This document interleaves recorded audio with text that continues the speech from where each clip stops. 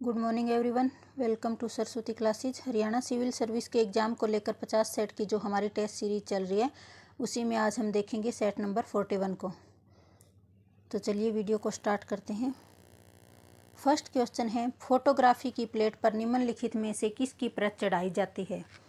Option A है silver oxide, option B silver bromide, option C silver chloride, option D silver iodide. तो photography की plate पर चढ़ाई जाती है ऑप्शन नंबर बी यानी सिल्वर ब्रोमाइड की परत चढ़ाई जाती है। फोटोग्राफी की प्लेट पर सिल्वर ब्रोमाइड की परत चढ़ाई जाती है। फोटोग्राफी प्लेट विकसित करने के लिए उसे विकसित करने वाले घोल में तब तक रखा जाता है जब तक उस पर लगा समस्त सिल्वर ब्रोमाइड घुल नहीं जाता है। नेक्स्ट क्वेश्चन, सभी जैव यौगिकों के लिए अनिवार्य मूल तत्व क्या है? ऑप्शन ए है nitrogen, option B oxygen, option C carbon या ऑप्शन डी गंधक। तो सभी जो जैव यौगिक हैं उनके लिए कार्बन जो है अनिवार्य मूल तत्व है। संसार के सभी जैव पदार्थ कार्बनिक यौगिकों से बने होते हैं। कार्बनिक यौगिकों में कार्बन अनिवार्यतः पाया जाता है। नेक्स्ट क्वेश्चन, क्वेश्चन नंबर 3, प्रथम विश्व युद्ध में निम्नलिखित में से किस एक का रासायनिक आयुध के रूप में उपयोग किया गया था? ऑप्शन ए है carbon monoxide, option B hydrogen cyanide, option C mustard gas या ऑप्शन डी भाप अंगार गैस। तो इसका सही आंसर हो जाएगा ऑप्शन नंबर सी यानी मस्टर्ड गैस का प्रथम विश्व युद्ध में रासायनिक आयुध के रूप में उपयोग किया गया था। प्रथम विश्व युद्ध में मस्टर्ड गैस को रासायनिक आयुध के रूप में प्रयोग किया गया था। इसका रासायनिक नाम डाइक्लोरोडाई एथिल सल्फाइड है। यह एक जहरीली गैस है। यह खुली त्वचा पर फफोले डाल देती है। शुद्ध मस्टर्ड गैस कमरे के तापमान पर एक रंगहीन गाढ़ा चिपचिपा द्रव है। Next question, question number 4, Bhopal gas त्रासदी निम्नलिखित में से किसके रिसाव के कारण हुई थी? ऑप्शन ए है methyl isocyanate, option B carbon monoxide, option C nitric oxide, option D sulphur dioxide. तो इसका सही आंसर हो जाएगा ऑप्शन नंबर ए यानी मिथाइल आइसोसाइनेट। भोपाल स्थित यूनियन कार्बाइड इंडिया लिमिटेड के कीटनाशक संयंत्र से मिथाइल आइसोसाइनेट गैस के रिसाव के कारण भोपाल गैस त्रासदी हुई थी। 3 दिसंबर 1984 को यह भयानक घटना घटी थी। इसमें लगभग 30,000 के तकरीबन आदमियों के मारे जाने की सूचना मिली थी। भारत में ये अब तक की सबसे भयानक त्रासदी रही है। भोपाल में जो यूनियन कार्बाइड इंडिया लिमिटेड में कीटनाशक संयंत्र से जो गैस त्रासदी हुई थी। Next question, question number 5, vitamins क्या होते हैं? ऑप्शन ए कार्बनिक यौगिक, ऑप्शन बी अकार्बनिक यौगिक, ऑप्शन सी जीवित जीव या ऑप्शन डी इनमें से कोई नहीं। तो विटामिन्स होते हैं कार्बनिक यौगिक। ऑप्शन नंबर ए हो जाएगा सही आंसर। विटामिन्स जटिल कार्बनिक यौगिक होते हैं जो कि शरीर में उपापचयी अभिक्रियाओं में उत्प्रेरकों की क्रियाओं का नियंत्रण करते हैं। जंतुओं को अधिकांश विटामिन भोजन से प्राप्त होते हैं क्योंकि इनका संश्लेषण पादप करते हैं। अब तक लगभग 20 प्रकार के विटामिन्स ज्ञात हो चुके हैं जिनकी 2 प्रमुख श्रेणियां, पहली श्रेणी है जल में घुलनशील तथा दूसरी वसा में घुलनशील है। नेक्स्ट क्वेश्चन है क्वेश्चन नंबर 6, कौन सा विटामिन है जो खट्टे फलों में पाया जाता है तथा चर्म को स्वस्थ रखने में जरूरी होता है? विटामिन ए, ऑप्शन बी है vitamin B, option C vitamin C या ऑप्शन डी विटामिन डी।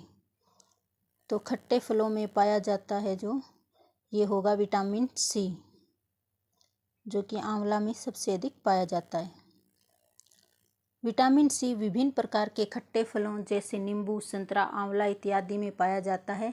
यह जल में घुलनशील एक विटामिन है जो कि चर्म को स्वस्थ रखने, दांतों के डेंटिन के निर्माण, कोलेजन तंतुओं के निर्माण इत्यादि में कार्य करता है। शरीर में इसकी कमी से सकर्वी रोग भी हो जाता है। क्वेश्चन नंबर 7, रक्त का थक्का बनने में किस विटामिन की आवश्यकता होती है? ऑप्शन ए है विटामिन सी की, ऑप्शन बी विटामिन के की, ऑप्शन सी विटामिन ई की या ऑप्शन डी विटामिन डी की। तो रक्त का थक्का बनने के लिए विटामिन के की आवश्यकता होती है यानी ऑप्शन नंबर बी होगा इसका सही आंसर। विटामिन के की कमी से शरीर में खून का थक्का धीरे बनने की बीमारी होती है। इस बीमारी को रुधिर स्रावरोधी पदार्थ कहते हैं। इसकी कमी वाले व्यक्तियों का ऑपरेशन आसानी से नहीं किया जा सकता क्योंकि अधिक रुधिर बह जाने का डर बना रहता है। क्वेश्चन नंबर 8, घाव को भरने में कौन सा विटामिन सहायक है? Vitamin B, vitamin C, vitamin A या vitamin D?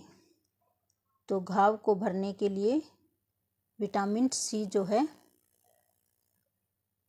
Option number B होगा सही आंसर, यानी विटामिन सी घाव को भरने के लिए सहायक होता है। विटामिन सी का रासायनिक नाम एस्कॉर्बिक अम्ल है तथा इसका सबसे उत्तम स्रोत आंवला है। इसलिए आंवला यह खट्टे फलों जैसे नींबू, संतरा, मौसमी इत्यादि में प्रचुर मात्रा में पाया जाता है। इसका प्रमुख कार्य ऊतकों में कोशिकाओं को परस्पर बांधे रखने वाले अंतर कोशिकाओं पदार्थ के मैट्रिक्स कोलेजन तत्वों तथा दांतों के डेंटिन के निर्माण को सामान्य अवस्था में बनाए रखने का है। यह जल में घुलनशील होता है तथा इसकी कमी से शरीर में सकर्वी रोग हो जाता है, जिसके प्रभाव से घाव नहीं भरते हैं। विटामिन सी की कमी होगी तो सकर्वी रोग हो जाएगा और इसके प्रभाव से घाव नहीं भरेंगे, इसलिए विटामिन सी जो है घाव को भरने में सहायक होता है।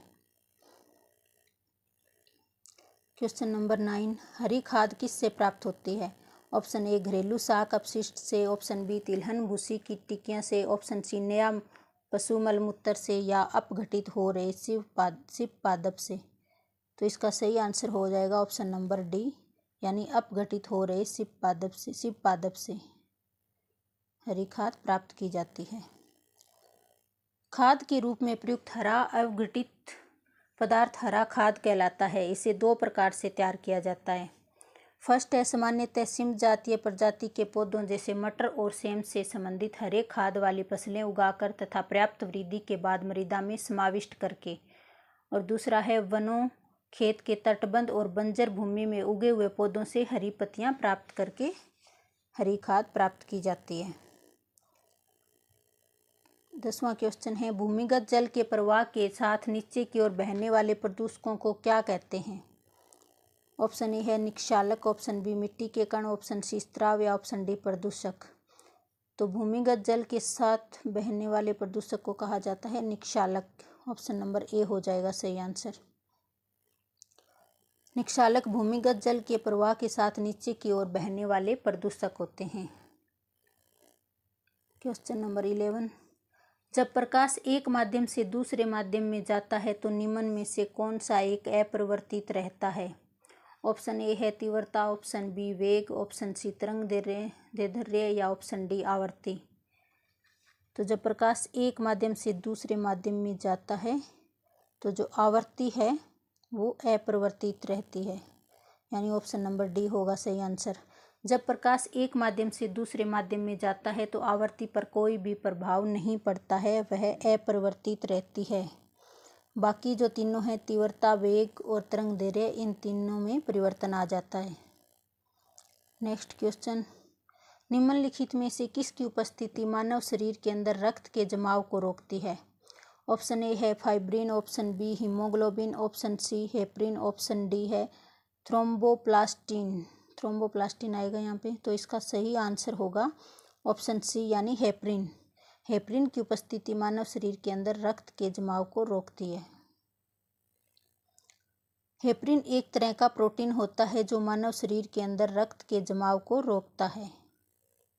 Next question, question number 13, dynamo का आविष्कार किसने किया था?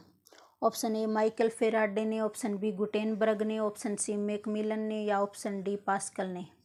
तो डायनमो का आविष्कार करने वाले थे माइकल फेराडे। बाकी तीनों को भी अलग अलग देख लेते हैं हम। डायनमो का आविष्कार माइकल फेराडे ने किया था। डायनमो मैकेनिकल एनर्जी को इलेक्ट्रिकल एनर्जी में परिवर्तित कर देता है। अब देखते हैं गुटेनबर्ग, इन्होंने प्रिंटिंग प्रेस का आविष्कार किया था। मैकमिलन, इन्होंने साइकिल का आविष्कार किया और पास्कल के द्वारा कैलकुलेटर का आविष्कार किया गया। नेक्स्ट क्वेश्चन है राष्ट्रीय विज्ञान दिवस कब मनाया जाता है? ऑप्शन ए है 28 फरवरी को, ऑप्शन बी 8 मार्च को, ऑप्शन सी 1 दिसंबर को या ऑप्शन डी 10 जनवरी को। तो राष्ट्रीय विज्ञान दिवस मनाया जाता है 28 फरवरी को। ऑप्शन नंबर ए होगा सही आंसर। 28 फरवरी को राष्ट्रीय विज्ञान दिवस के रूप में मनाया जाता है क्योंकि इसी दिन सीवी रमन के द्वारा रमन इफेक्ट की शुरुआत की गई। 8 मार्च को मनाया जाता है महिला दिवस, 1 दिसंबर को एड्स दिवस और 10 जनवरी को विश्व हिंदी दिवस, और राष्ट्रीय हिंदी दिवस मनाया जाता है 14 सितंबर को। Next question number 15। Meghnad Saha को निम्नलिखित में से किस क्षेत्र में उनके योगदान के लिए जाना जाता है? ऑप्शन ए भौतिकी, ऑप्शन बी चिकित्सा विज्ञान, ऑप्शन सी पर्यावरण विज्ञान या ऑप्शन डी इतिहास। तो मेघनाद साहा को जाना जाता है भौतिकी में उनके योगदान के लिए। ऑप्शन नंबर ए सही आंसर हो जाएगा। मेघनाद साहा को भौतिकी में उनके योगदान के लिए जाना जाता है। मेघनाद साहा के द्वारा ही साहा इंस्टीट्यूट ऑफ फिजिक्स स्थापित किया गया कोलकाता में। मेघनाद साहा के द्वारा साहा इंस्टीट्यूट कहाँ पे है? साहा इंस्टीट्यूट ऑफ फिजिक्स है कोलकाता में। तो फ्रेंड्स, आज की हमारी वीडियो यहीं पे समाप्त होती है। नेक्स्ट वीडियो में फिर मिलेंगे, तब तक के लिए धन्यवाद।